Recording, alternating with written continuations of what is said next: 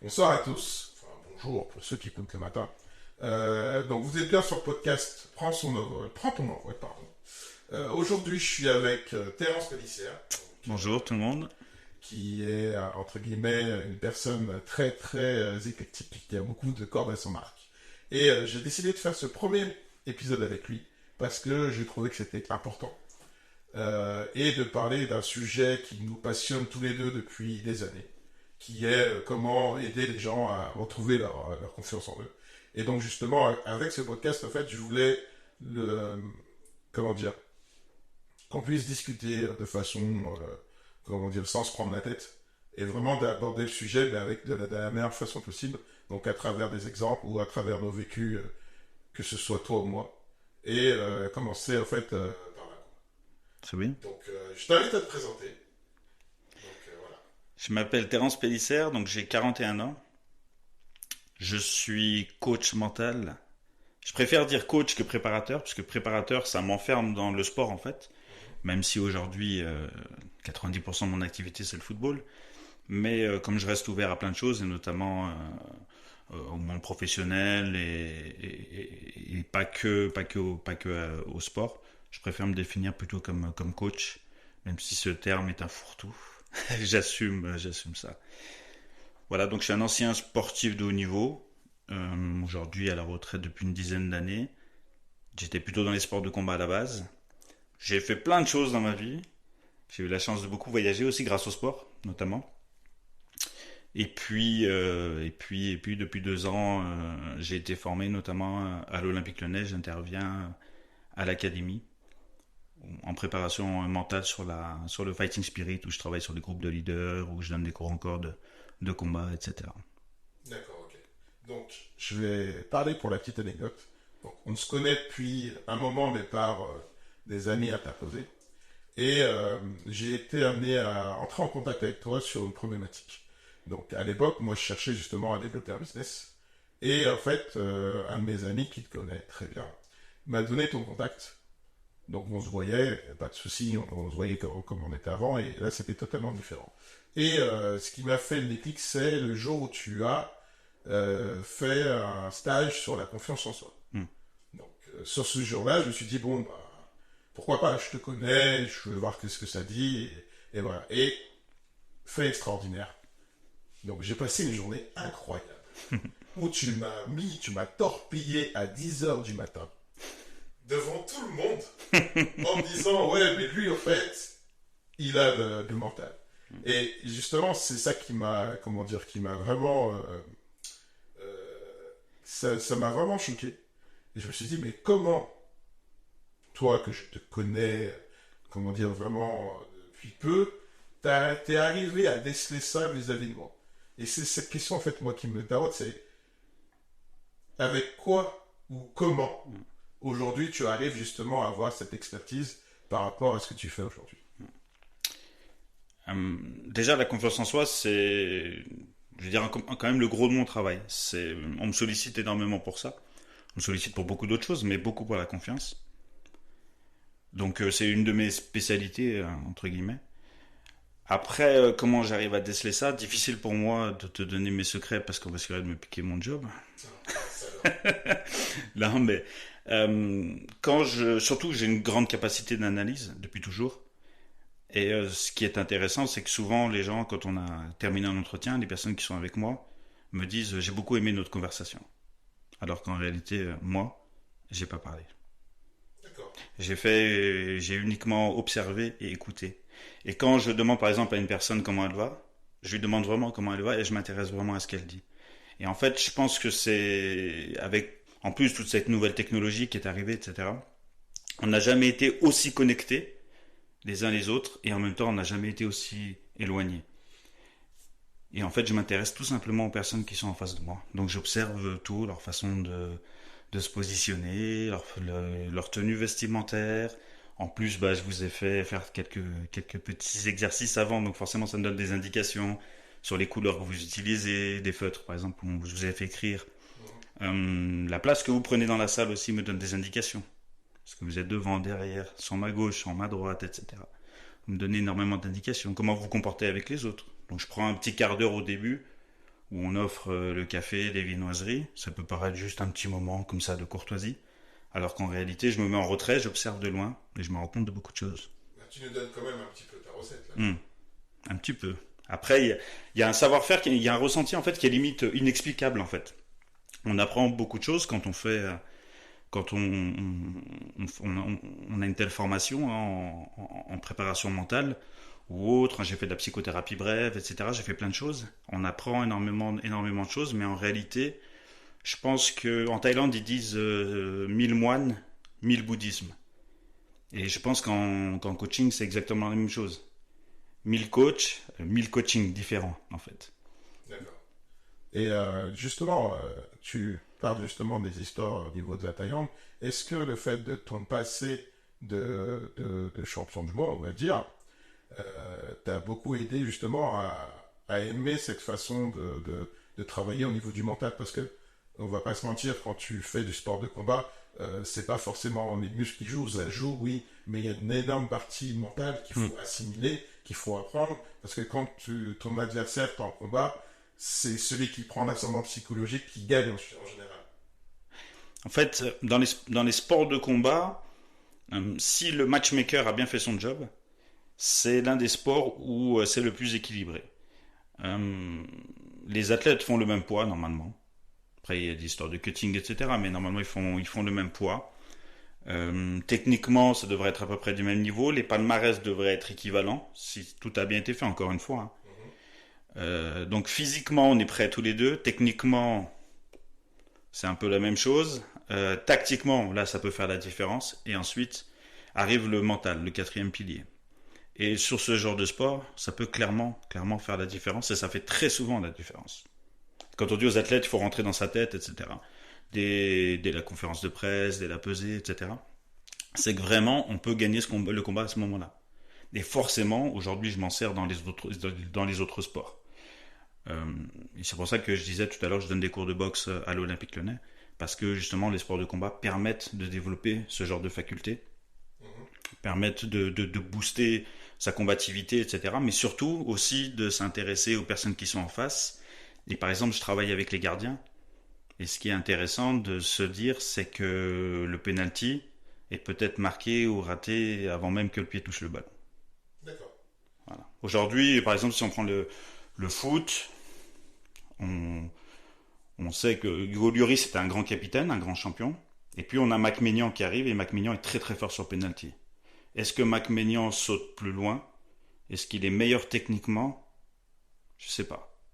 Est-ce que mentalement il se passe quelque chose de différent? Ça, j'en suis persuadé. D'accord. Ok.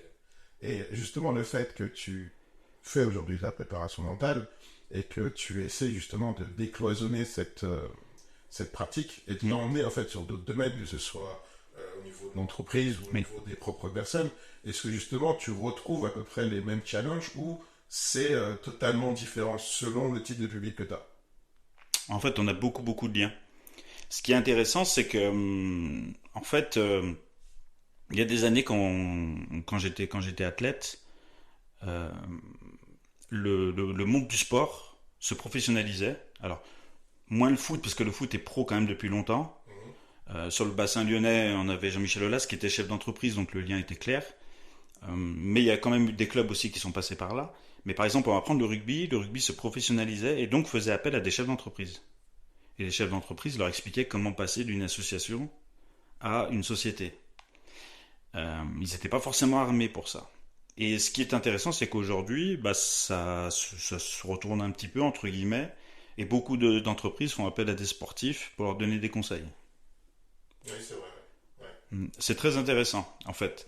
Je me dis que l'entrepreneuriat peut beaucoup enseigner aux athlètes, parce que ça demande du courage, ça demande de la combativité, ça demande de la persévérance. C'est à peu près, enfin, on va dire que c'est similairement les mêmes valeurs. Complètement.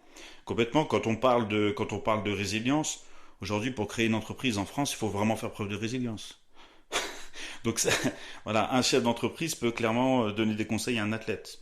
Et vice-versa, parce qu'un athlète, si je prends par exemple le foot, c'est une succession d'échecs. Si on prend un sport comme le basket, c'est une succession de réussites, et c'est celui qui va rater le plus qui aura perdu le match. Et on arrive à des scores énormes, 107, 110, etc. Le foot, des fois, ça se termine à 1-0. Et en fait, c'est la seule équipe qui a réussi à faire quelque chose de bien qui a marqué un but. C'est en fait une succession d'échecs pendant 89 minutes, c'est de l'échec, de l'échec, de l'échec, de l'échec. Donc on est là, quand on parle de résilience, voilà, on est en plein dedans. Ça, on peut y apporter à un chef d'entreprise ou à un dirigeant, un manager, etc. Et à l'inverse, voilà, les entreprises peuvent apporter beaucoup aux athlètes ou aux encadrants aussi des équipes. Et puis quand on parle aussi de notion de leader, par exemple, à nous, à l'Olympique Lyonnais, on a l'école du leadership, donc on identifie nos leaders à l'académie. On leur donne des rôles, on leur donne des responsabilités, etc. Bah, tout ça, c'est inspiré du monde professionnel, tout simplement. Bah, justement, pour rebondir là-dessus, moi, ce que j'aimerais savoir, c'est le fait qu'il y a des personnes qui sont, comment dire, lambda, entre guillemets, qui ont justement ces qualités-là dans d'autres domaines, mais qui ne décloisonnent pas pour aller chercher sur d'autres domaines. C'est-à-dire que tu as quelqu'un qui est très fort, qui est excellent dans son travail, mais quand il va essayer d'aller sur une autre discipline, il va dire, bah non, je suis pas bon. Alors qu'il a déjà cette résilience et il a déjà toutes ces qualités-là pour y aller. Et en fait, moi, ce que je voudrais savoir, c'est comment toi, tu arrives à le faire switcher en lui disant que de décloisonner, en fait, tout le savoir-faire et toutes les compétences qu'il a, lui, dans son domaine, et l'emmener, en fait, sur un domaine qu'il connaît pas ou qu'il voudrait conquérir ou qu'il voudrait apprendre. Moi, c'est ça, en fait. C'est comment tu arrives à faire ce parallèle-là. Comment toi, tu l'aides, justement, à arriver à ce parallèle-là, parce que on est d'accord que tout le monde ne va pas apprendre ça en un éclair. T'en as qui prennent 1 mois, 3 mois, 6 mois. Donc, moi, ce que je voudrais savoir, c'est est-ce que toi, tu arrives à identifier ces processus-là et tu t'adaptes à la personne et tu lui fais un truc personnalisé ou, comment dire, tu lui fais une sorte d'épreuve où il fait essai-erreur et à ce moment-là, lui, par lui-même, il va comprendre, en fait, qu'il peut décloisonner et aller sur ce domaine-là. En fait, ça dépend vraiment des personnes que je vais avoir en face de moi. Il y a des personnes qui font preuve d'une grande flexibilité, d'une grande ouverture d'esprit. Il y en a d'autres avec qui c'est plus difficile, qui se disent le process, c'est le process. On m'a appris à faire comme ça. Ça fonctionnait pour mon grand-père qui a créé la boîte. Ça fonctionnait pour mon père qui l'a fait prospérer. Et ça va fonctionner pour moi. Sauf que on n'est plus dans les années 70. Et donc le schéma a changé. Et parfois, certaines personnes, c'est très très difficile de leur demander de voir un petit peu plus large avec une vision plus périphérique. Il y a des personnes tout de suite qui vont être, très sincèrement, les générations, avec les dernières générations, c'est beaucoup plus facile. Elles sont beaucoup plus ouvertes à beaucoup de choses. C'est pas forcément le cas, hein. Des fois, il y a des anciens qui sont ouverts et des jeunes qui ne le sont pas. Mais voilà mon constat personnel. Donc il y a des personnes avec qui ça va être très facile, dire bah, je vais t'emmener voir un entraînement de ceci ou de cela, et puis ça va les intéresser, ou je vais te mettre en connexion avec une personne qui fait du dessin, un prof de yoga, etc. Et ça va connecter, et puis il y a d'autres personnes, je sais que je peux pas leur faire ces propositions-là, donc j'amène les choses tout doucement et je décloisonne. En temps voulu. D'accord. Ok. Intéressant. Je voulais qu'on revienne plus sur la partie un peu plus personnelle. Ouais. Donc, on a discuté avant de faire cet épisode. Et comme j'aime à dire, c'est que j'ai une vraie question, c'est à quel moment ou à partir de quand tu as pris ton envol justement pour switcher de ce que tu faisais avant à ce que tu es aujourd'hui? Je suis un Verseau. Donc j'ai pris mon envol à ma naissance. En fait, ce que je veux dire par là, c'est que je me suis jamais mis aucune barrière. Je sais que, surtout en France, on aime beaucoup nous mettre justement dans des cases. Moi, j'ai toujours fait ce que j'aimais. Tu vois, quand j'étais gamin, j'aimais le handball, je faisais du handball. Après, j'avais envie de faire du hockey, j'ai fait du hockey. Après, j'ai envie de jouer au foot, j'ai joué au foot, etc. J'ai toujours fait ce que j'avais envie de faire. Et ça a été comme ça toute ma vie. Et en grandissant, donc mon objectif c'était de devenir sportif de haut niveau. J'avais pas les capacités pour devenir footballeur professionnel et je me suis lancé plutôt dans les sports de combat que je pratiquais depuis que j'étais vraiment petit, 6 ans. Et à partir de là, je suis parti très très vite en Thaïlande. À 18 ans, dès que j'ai eu 18 ans, je suis parti en Thaïlande pour faire mon premier combat. Et je me suis lancé. J'ai une très très grande capacité en fait à me lancer. C'est un peu bizarre parce que j'ai fait cette carrière, j'ai fait quand même une belle carrière. J'ai combattu en professionnel pendant une dizaine d'années. J'ai pris beaucoup de plaisir, j'ai rencontré beaucoup de gens fabuleux. J'ai vécu des expériences incroyables. Mais je me sentais pas à ma place. J'ai fait ça un peu par défaut. Mon objectif, c'était pas ça. Et puis en plus, c'est un peu bizarre parce que j'ai toujours su que je deviendrais plus un bon accompagnant qu'un bon athlète. Dès le départ, je savais ça. Voilà. Mais j'avais envie de passer par là pour me rendre compte et pour comprendre ce qu'on ressent aussi en tant qu'athlète. La solitude, etc. Tout ça, j'avais besoin de le sentir. Et aujourd'hui, ça me sert d'expérience, justement. Et quand un athlète me parle, ça me fait résonance, en fait. Ouais, Je comprends. tu avais besoin d'avoir les deux, à la Tout à fois fait. comment dire, les deux faces d'une pièce pour Ouais. pouvoir être, je dirais, légitime quand quelqu'un va te parler, de dire oui, je te comprends, et Tout puis à je fait. peux t'aider parce que je connais ça. Exactement, ouais.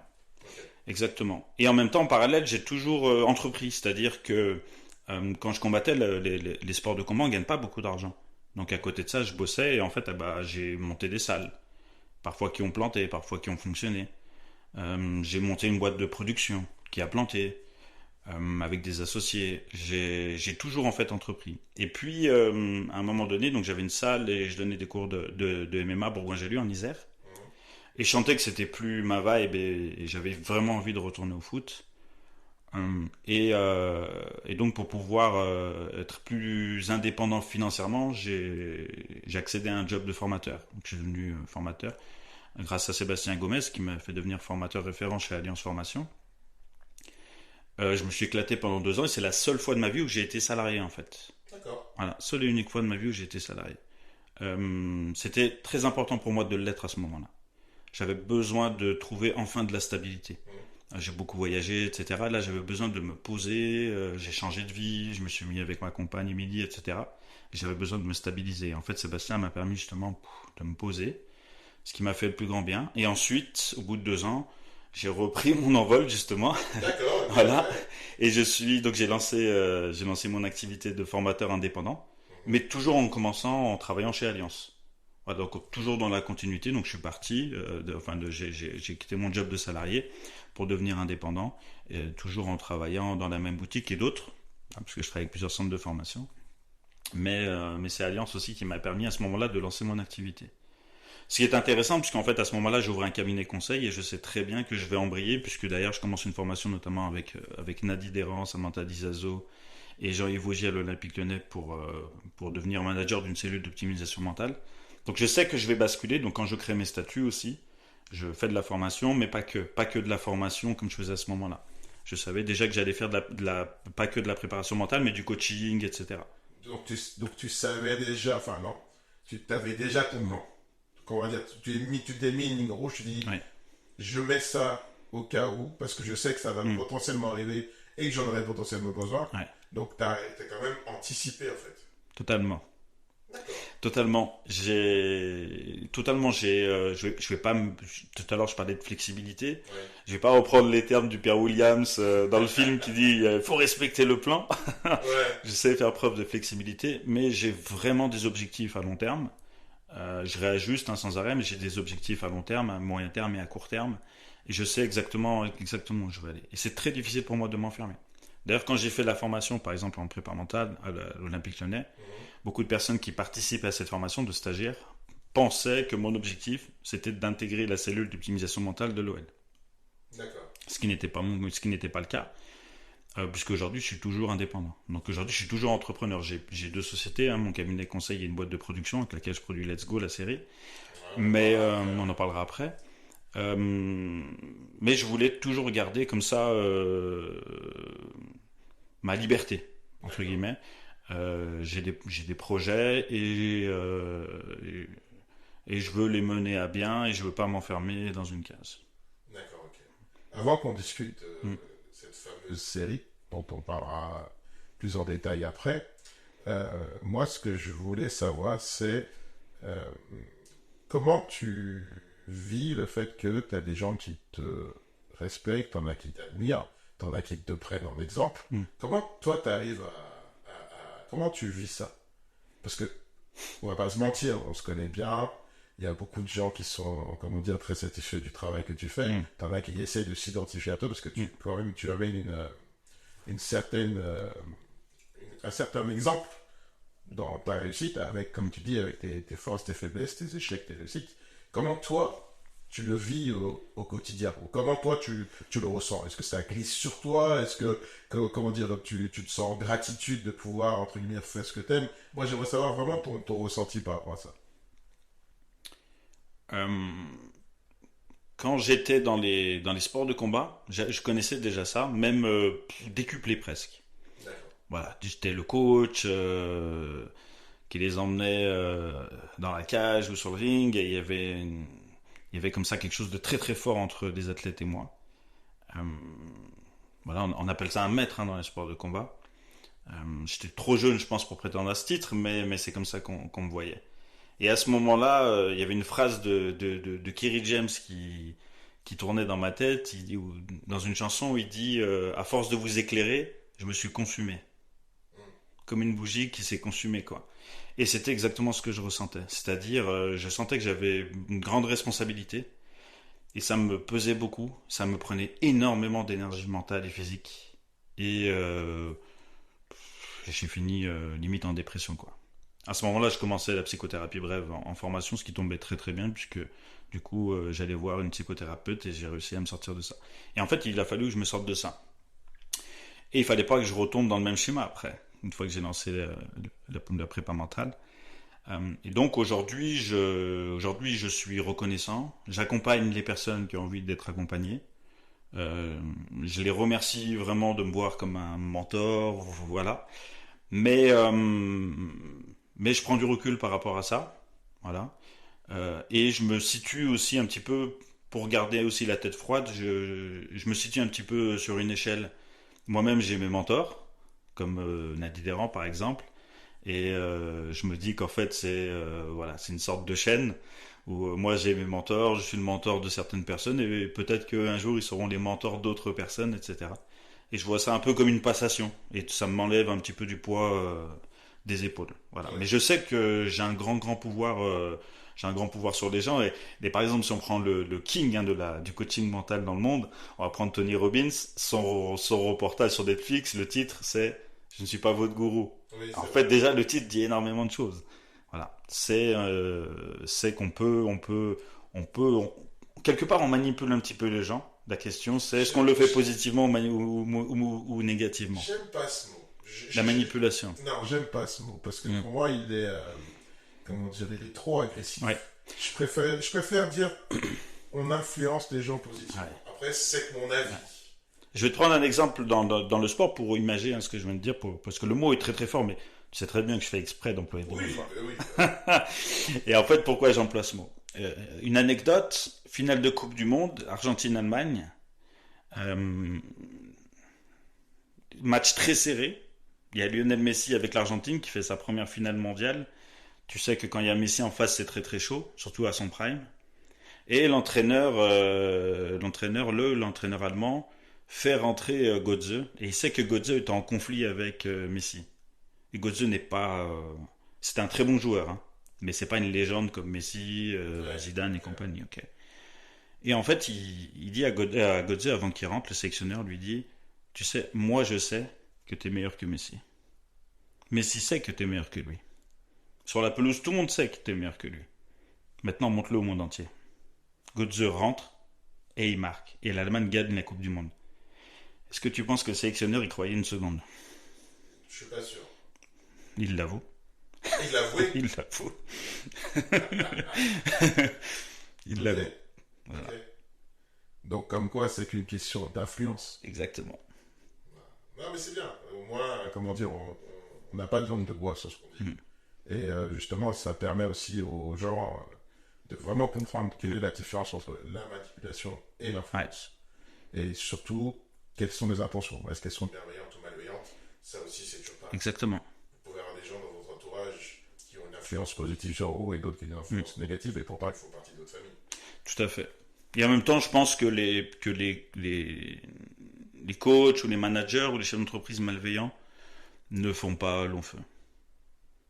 Je pense qu'ils sont vite démasqués, ou alors ils ont une grande capacité à rebondir ailleurs, à déménager, ou je ne sais pas. Mais je pense qu'on fait pas long feu quand on est malhonnête, de toute façon. De toute façon, la vérité éclate toujours. Hein. Toujours. Eh ben, intéressant.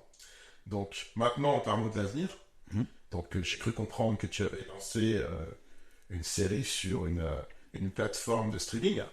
Donc, j'aimerais que tu m'en dises plus, au fait. Moi, ce que je voudrais savoir, parce que je connais, entre guillemets, la genèse de ce documentaire, j'aimerais que tu me dise exactement qu'est-ce que tu as ressenti quand tu m'as parlé du projet avant que ça sorte. Yes. Dans quel état t'étais? Moi, je sais exactement dans quel état t'étais. Mais je veux juste que toi, tu le dises vraiment au micro. Ouais. Comment toi, t'étais à ce moment-là quand tu m'as dit ton idée? En fait, ce qui est intéressant, comme je disais, c'est que j'ai une grande capacité à me mettre en mouvement et à avoir des idées, et à être créatif et à lancer des choses. Parfois, c'est des tout petits projets, hein, mais voilà, j'ai cette grande capacité à faire.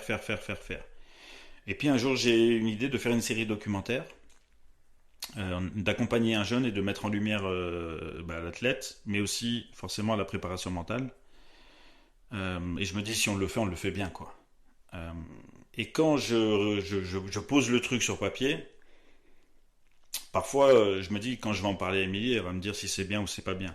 Et là, quand je lui parle du truc, je me dis, elle va me dire, t'es complètement fou, quoi. T'es complètement barjot. Et c'est exactement pareil quand je t'en ai parlé. C'est-à-dire, je me suis dit, il va me prendre pour un fou. Incroyable. Enfin, moi, dans ma tête, je me suis dit, mais comment? Ouais. Je me suis dit déjà, comment t'as fait pour imaginer ça? Ouais. Surtout qu'en plus, pour moi, ça mêle tes deux passions. Ouais. Donc je me suis dit, déjà, moi dans ma tête, je me dis, où tu vas trouver ça? Mais tu savais déjà. Ouais. Et... En fait, Hugo Hugo Tinel qui est dans la série, le jeune footballeur, c'est un garçon que déjà on a une histoire incroyable lui et moi. Mm-hmm. C'est-à-dire que c'est comme si l'univers avait fait en sorte qu'on travaillait ensemble et qu'il poussait le truc, quoi. C'est-à-dire que Hugo, en fait, il joue dans le club de ma ville depuis qu'il est tout petit. Il habite à 10 km de chez moi et je le connais pas. Je le connais pas. J'entends parler de lui, hein. Les gens me disent le plus grand bien de lui, etc. Mais je le connais pas. Et au moment où je bascule en fait du combat au foot, il part justement de Bourgoin-Jallieu. Il va jouer à Andrézieux. Donc en fait, on se croise. Et un jour, j'ai un ami qui a son fils qui fait des essais en Espagne et qui me dit il faut à tout prix que tu viennes. Et donc je me rends en Espagne et je rencontre donc Hugo et ses parents. Donc on se rencontre en Espagne alors qu'on habite à 10 km en Isère, voilà, les uns des autres. C'est incroyable. À ce moment-là, il y a un feeling particulier, j'avoue, entre lui et moi, et avec ses parents aussi. Parfois, on rencontre des gens comme ça et on a l'impression qu'on a déjà vécu 1000 vies avec eux, et c'est exactement ce qui s'est passé avec Hugo, pour être honnête. Et voilà, lui il joue en Espagne, moi je rentre en France, j'ai mes affaires, lui il joue au foot en Espagne, et on garde un petit contact. Hugo est pas très démonstratif, il a du mal à demander qu'on l'aide. Mais je sens qu'il y a un truc. Et en fait, très souvent, je lui envoie un message. Voilà. Comment tu te sens en ce moment? Comment tu vas? Etc. Je prends des nouvelles. Et en fait, je crée du lien, mais sans imaginer la suite. Hein. C'est juste que je me rends compte qu'il a besoin d'être accompagné. Et puis un jour, là, je vais rentrer dans l'intime. Je vais dire des choses que j'ai jamais dit. Okay. En fait, un jour, c'est son anniversaire et ses parents nous invitent, ma compagne et moi, donc à fêter son anniversaire en Espagne. Il y a toute la famille, tous les proches, c'est vraiment très fort. Et ils mettent... sa sœur lui a préparé, tu sais, une vidéo pour son anniversaire. Hein. Ah ouais, on le voit petit, tout ça, c'est cool. On voit ses parents, on voit sa sœur, ses amis, etc. Et en fait, à ma grande surprise, je suis dans la vidéo. Ouais. Et en fait, sa sœur met un truc, je me souviens plus exactement de la phrase, je pourrais lui demander à Laurie, mais c'est et quand tu auras besoin, Terence sera toujours là pour toi et tout. Je te parle, ça me fait des frissons. Et en fait, ce jour-là, j'ai eu un déclic. Et je me suis dit, en fait, entre lui et moi, je sais pas comment l'expliquer, mais il y a un truc qui est, je sais pas, qui est hyper fort, quoi. Et on a le même feeling, parce que si sa sœur a mis ça, ça veut dire qu'ils ont eu des discussions, etc. Et que donc il a de grandes attentes par rapport à moi. Et je me suis dit, voilà, c'est réciproque. Moi, j'ai envie de travailler vraiment avec lui, lui, il a vraiment envie de travailler avec moi. Et donc voilà. Donc il est en échec en Espagne, totalement. Il passe à côté de sa carrière pour des raisons psycho. Et un jour, j'ai ce déclic de me dire, il faut que je fasse une série documentaire pour présenter la préparation mentale. Et tout de suite, je me dis, il n'y en a qu'un. C'est lui. Oui, c'est le profil parfait. C'est le profil parfait. C'est le gamin qui n'était pas au bon endroit au bon moment. Voilà. C'est le gamin à qui on a caché des lettres de détection. C'est le gamin où les parents se sont fait manipuler sur des stages, machin, ils ont payé pour rien. c'est le gamin qui a éclaté un peu tard, etc. En fait, pour moi, c'était le profil parfait. Et humainement, j'avais vraiment envie de faire ça avec eux. Et donc j'ai proposé d'abord ça à ses parents.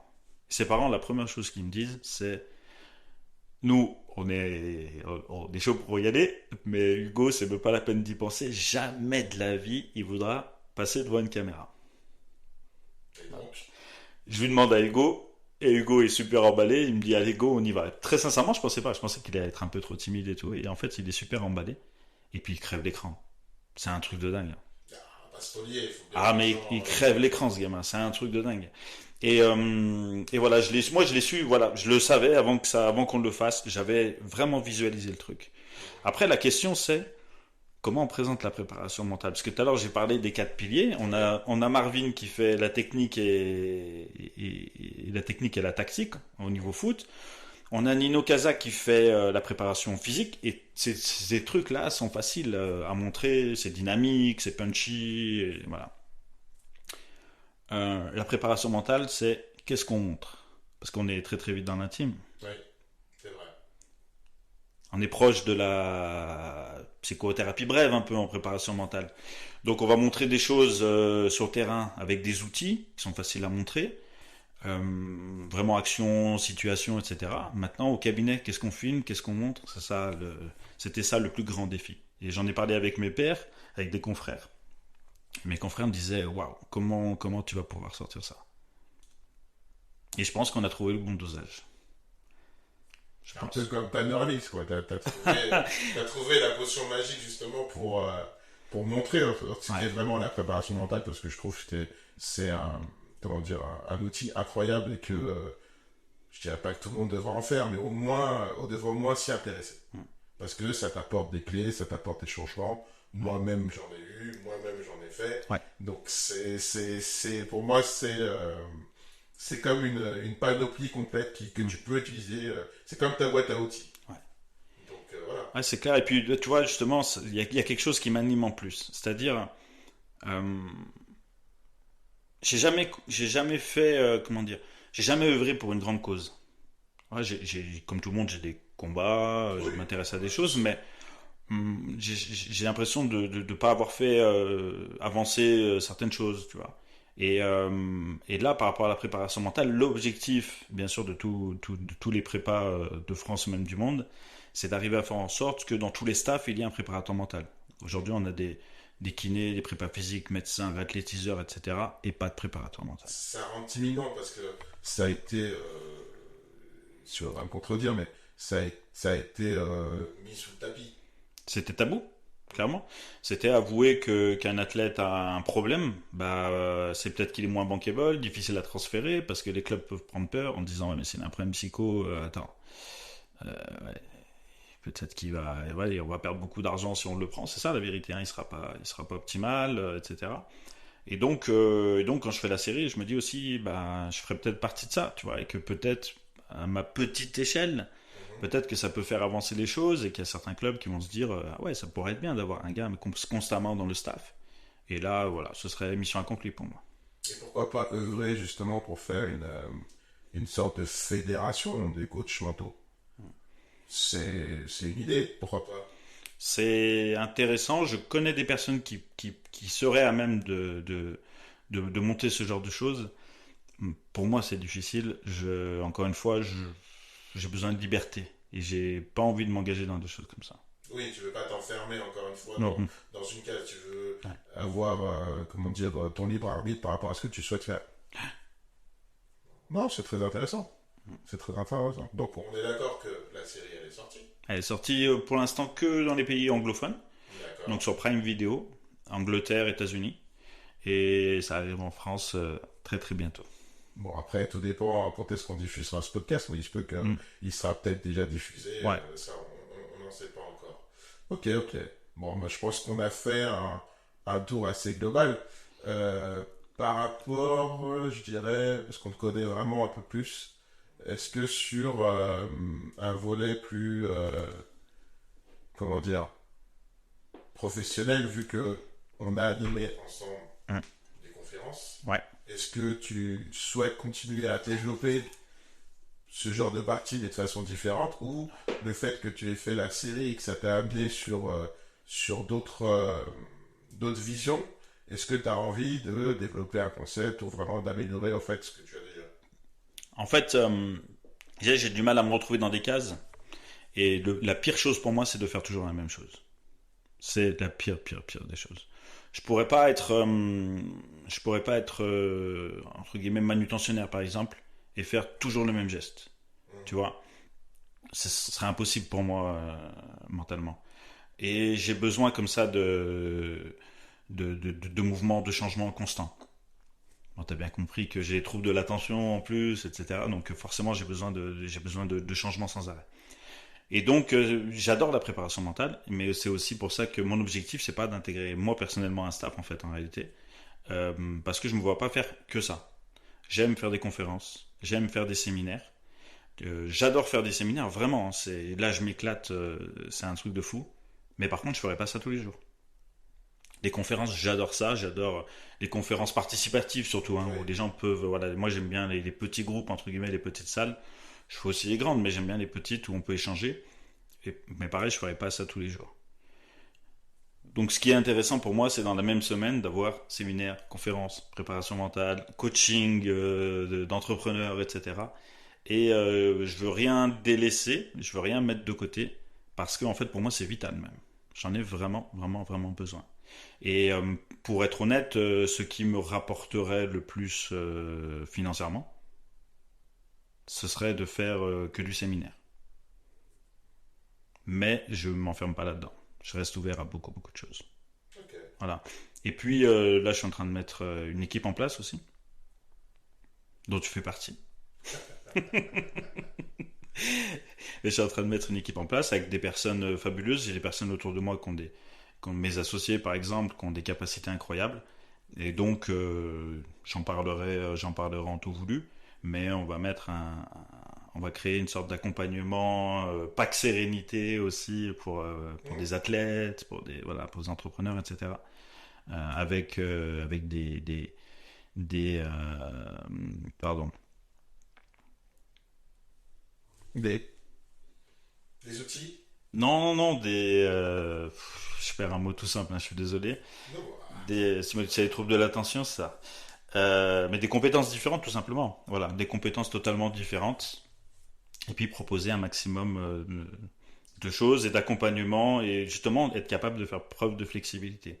D'accord. Ce qui est important aussi, je pense, et ce que je conseille vraiment à toutes les personnes qui coachent, c'est d'avoir une capacité. Alors je sais qu'au début, quand on se lance, il faut faire du chiffre, il faut avoir beaucoup de clients, etc. Mais je pense que quand on commence à fonctionner, quand on commence à avoir du roulement, il faut très vite se dire qu'est-ce que je peux accepter comme mission, qu'est-ce que je peux ne pas accepter. Et il y a certaines choses, moi par exemple, que je relaye à des confrères. Et il y a des confrères qui me relayent certaines choses. Je dis ça c'est top, mais c'est pas pour moi. Par contre, je connais une personne qui est vraiment capable de gérer cette mission et je vais vous mettre en relation avec elle. Bah, c'est assez intéressant ce que tu dis parce que c'est quand même montrer d'humilité et quand même dire que tu as tes limites Hmm. et que tu sais que potentiellement dans ton entourage ou dans tes confrères, tu sais qu'il y a quelqu'un qui est le spécialiste du sujet en question et comment dire, pour moi, ça te rend encore plus légitime dans le sens où tu ne prends pas au dépourvu la personne. Tu dis, je ne suis pas qualifié pour ça, mais j'ai un confrère qui peut l'être. Et ça, c'est vrai que c'est quelque chose qui est, comment dire, pour moi, qui est très reconnaissable d'un bon confrère. Mais au contraire, justement, on est dans la transparence. Et justement, si c'est pour se donner une image de, comment dire, coach qui est fourre-tout, moi je pars du principe que vaut mieux être spécialisé dans quelque chose que d'être bon dans tout. Hmm. Parce que justement, t'es moyen dans tout et t'es pas focalisé sur sur ta zone de génie en fait. Et en fait, je pense que c'est ça que je veux dire, c'est que justement avoir sa zone de génie, développer encore plus sa zone de génie, mais tout en acceptant que bah, on peut pas faire ce domaine-là. Même si, comme tu dis, ce domaine-là te rapportera de l'argent, tu auras peut-être de la notoriété, mais s'il te nourrit pas intérieurement et si t'es pas en gratitude tous les jours de le faire, moi personnellement, je vois pas l'intérêt en fait. Complètement. Et ça, c'est vraiment une expérience que j'ai des sports de combat aussi. C'est-à-dire quand je tenais ma salle, J'étais prof de sambo. Dans le sambo, c'est du MMA amateur, on va dire. Ok. Donc, les percussions, pieds-poings, genoux, coudes, etc. Les projections, lutte et judo, et après le travail au sol. Euh, J'étais quand même plus un spécialiste du striking. J'ai fait ma carrière en boxe thaï. Et forcément, financièrement, il faut que je mette un maximum de cours différents dans ma salle. Donc, du jiu-jitsu pour travailler le sol, de la lutte, de la boxe, etc. Et là où je peux me faire avoir, c'est de me dire, bah, le mieux financièrement, c'est que je fasse tous les cours. Mais ce serait une erreur grave. Il faut mieux prendre des spécialistes et les payer, plutôt que prendre... Alors certes, j'ai un diplôme qui me permet de faire les cours. Mais est-ce que je suis légitime et surtout est-ce que je suis compétent? Telle est la question. Est-ce qu'on peut être charpentier, boulanger, maçon, pianiste? Je suis pas sûr. Ouais, mais ça revient du management. Exactement. Ça revient, comme tu disais au début, il y a quand même un parallèle entre l'entrepreneuriat et Ouais. comment dire, le coaching. Donc si tu sais que tu n'es pas légitime et que tu sais que tu connais quelqu'un qui peut le faire mieux que toi, c'est beaucoup plus simple. Tout à fait. C'est pour ça qu'il faut bien s'entourer, faut avoir un maximum de contacts avec des personnes qui ont des compétences différentes et voilà. Et avoir cette humilité, en effet, de dire non, cette mission, c'est pas forcément la mienne. Par contre, je sais qui est la personne parfaite pour ça. Justement, je rebondis sur ce que tu disais. Au niveau de l'entourage, parce que justement, j'en fais partie, j'ai compris ce que c'était réellement un vrai entourage qui est là pour t'aider à t'élever et toi aussi à aider à les élever. Comment toi t'as fait justement pour arriver à assainir entre guillemets tout ça? Est-ce que c'était compliqué? Est-ce que c'était des choses faciles? Parce que tu as quand même dû prendre des décisions qui étaient quand même Ouais. plus compliquées que d'autres. Oui. Je dis, euh, je dis souvent à mes stages, abandonne ceux qui s'abandonnent, qu'il faut parfois sortir un petit peu de sa vie. Malheureusement, les personnes qui sont pas sur la même longueur d'onde que vous, qui vous freinent, qui vous retiennent, etc. Euh, mais déjà, est-ce que le coach est capable de faire ça? Et c'est relativement dur. Je parlais de ma compagne, Émilie. Émilie, c'est une femme qui a un cœur incroyable. Incroyable. Voilà, les HPE à haut potentiel émotif, plus. Et au début, quand on était ensemble, elle était très très surprise par ma capacité à mettre des barrières avec les gens.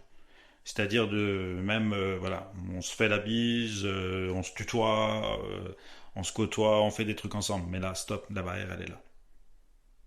Et ça la surprenait. Et elle me disait, des fois, t'es hyper tranchant. Mais il faut avoir cette capacité. C'est très très important. Sinon, malheureusement, on peut vous vampiriser votre énergie. À la rendre spirituelle. Oui. Donc, C'est le plus important. Quand tu veux être efficace en préparation mentale, il faut que tu tapes dans le sacré. ok. Qu'est-ce qui t'anime? Quelles sont tes valeurs? Quels sont tes principes? Ok, non, c'est très, très, très intéressant. Et au contraire, je suis très content de t'avoir au micro aujourd'hui parce que c'est important pour moi de dire et de montrer aux gens ce qui se passe réellement. Parce que ces discussions-là, on les a eues maintes et maintes fois, mais on n'a pas osé les rendre publiques parce qu'on s'est dit peut-être que ça va pas servir aux gens. Mais aujourd'hui, je me sens, comme tu dis, aligné avec moi-même. Mhm. Et justement, j'ai envie que ça puisse être découvert. On n'aura peut-être pas forcément des millions de vues, mais ça, au final, je m'en fiche. Comme tu dis, le tout, c'est de commencer à lancer la pierre, de commencer à lancer le processus. Et au contraire, c'est ça, en fait, avec humilité, sans prise de tête. Et au contraire, moi, justement, j'aime pas ça. Donc, c'est pour ça que je te pose des questions qui sont importantes, parce que pour moi, c'est intéressant de pouvoir discuter de ce sujet. Donc, bien entendu, il y en aura d'autres dans d'autres domaines, en solo ou avec d'autres personnes. Mais c'est important pour moi, en fait, de vraiment souligner, en fait, l'importance de ce podcast, c'est de comprendre, en fait, les relations humaines et comment évoluer, comment partir sur un autre niveau, tout en écoutant les autres. Donc, qu'on suive ou qu'on ne suive pas nos conseils, ça, après, c'est propre à chacun. Mais qu'au moins, en fait, on puisse entendre ce qu'on a à dire. Voilà.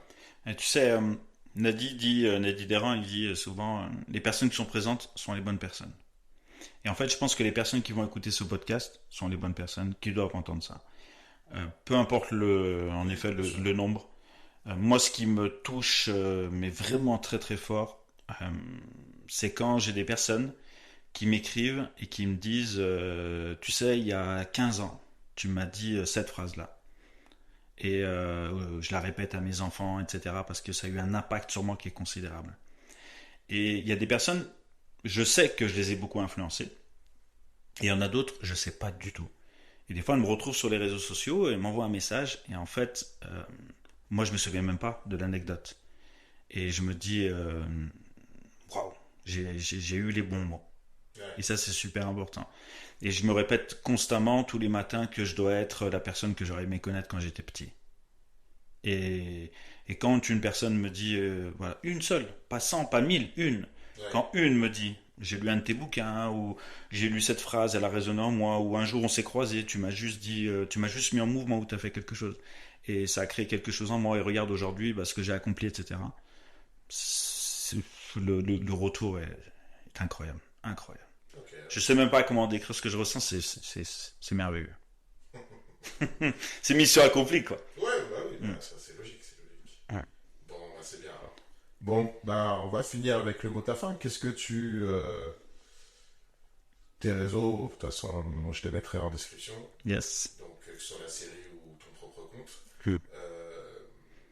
Qu'est-ce qu'on peut te souhaiter du coup pour cette année 2024? Alors, ce qu'on peut me souhaiter, ce serait la réussite des personnes que j'accompagne. Parce qu'en fait, ma réussite dépend de la leur. Je pense qu'on va en rester là. Je pense que il y a pas besoin d'ajouter quoi que ce soit. Donc voilà. Donc si vous avez aimé ce podcast, je vous invite à liker, laisser des commentaires. Donc bien entendu, les notes jusqu'à 5 étoiles sur toutes les plateformes de podcast. Et bah à ce moment-là, on se dit à la prochaine. À très vite, j'espère avoir l'occasion de revenir au micro. Et je te remercie vraiment, Rudy, pour cette première. C'était un grand plaisir, un grand honneur de la faire avec toi. Mais moi aussi, Je plaisir suis, partagé, voilà. au contraire. Et je suis sûr que ça va découler sur de très très très belles choses. Et Merci beaucoup. merci à toi. Allez, Merci. ciao.